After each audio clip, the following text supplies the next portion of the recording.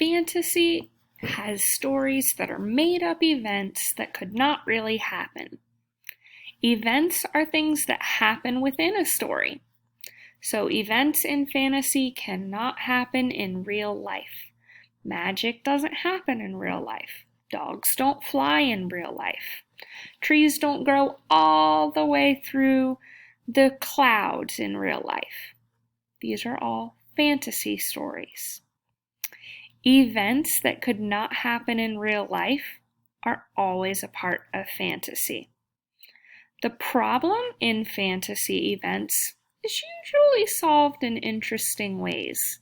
Sometimes it's by magic, sometimes it's by dragons.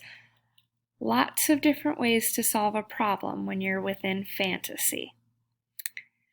Usually, fantasy has an element of make-believe. We like to pretend that things are the way that they are when we're reading a fantasy book.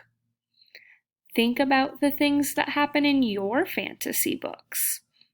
What do you like to read about with fantasy? You like dragons? What about magic? I like when things fly.